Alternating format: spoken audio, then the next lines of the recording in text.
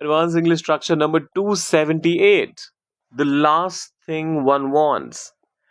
ये क्या होगा इसका मतलब और इसका इस्तेमाल कैसे होता है, आइए देखते हैं H1 हिंदी 1 to 1 पे। एक ऐसा चैनल जो आपकी हिंदी से इंग्लिश लर्निंग जर्नी को आसान बनाने के लिए ही बना है। तो अगर आपने अभी तक सब्सक्राइब नहीं किया है तो फटाफट से कर दीजिए और देखते हैं हमारा पहला वीडियो, मतलब पहला इस वर्ड का मतलब क्या होता है, इस फ्रेज का मतलब क्या होता है। देखिए, जब आपको कुछ यूं कहना हो कि यार ये चीज तो मुझे बिल्कुल नहीं चाहिए, या फिर ये चीज मुझे बिल्कुल नहीं चाहिए, या फिर ये दुनिया की आखिरी चीज होगी जो मैं चाहूंगा। कहने का मतलब तो वही है कि बिल्कुल भी नहीं चाहिए। अब एग्जाम्पल के लिए पहला स्टेटमेंट आता है, the last thing I want right now is advice.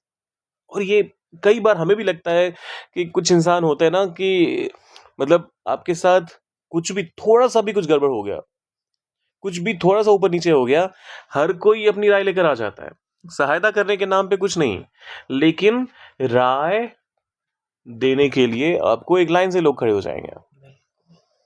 उल्टा मैंने तो अपने केस में ये भी देखा है कि मान लीजिए मुझसे किसी ने पैसे उधार लिए, अब जब मैं खुद के दिए हुए पैसे उनसे वापस मांगता हूं तो वो मुझे समझाते हैं कि मुझे अपने पैसे किस तरीके से संभालने चाहिए जिससे कि मुझे पैसे मांगने ना पड़े। मैंने कहा मेरे पैसे हैं, तुम वापस करो, तुम अपने पैसे संभालो।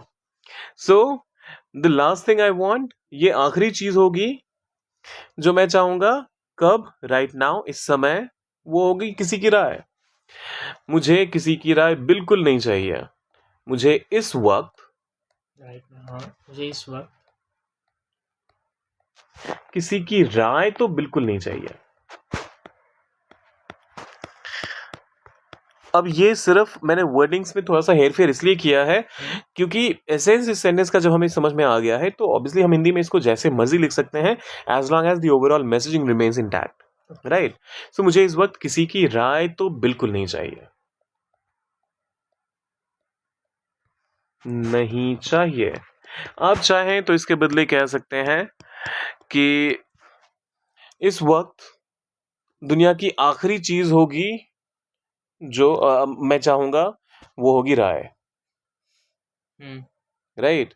या फिर मुझे बिल्कुल इस समय किसी की राय बिल्कुल नहीं चाहिए। तो अलग अलग तरीके, कहने का मतलब एक ही है। अब ये आखिरी दूसरा वाला, अब इसको आप ट्रांसलेट कर दीजिए हिंदी में। Working on holiday is the last thing anyone wants. अब इसको हिंदी में क्या कहेंगे, सोचिए जरा, डालिए कमेंट सेक्शन में और जाने से पहले सब्सक्राइब, लाइक और शेयर कर दीजिएगा। मिलते हैं जल्दी।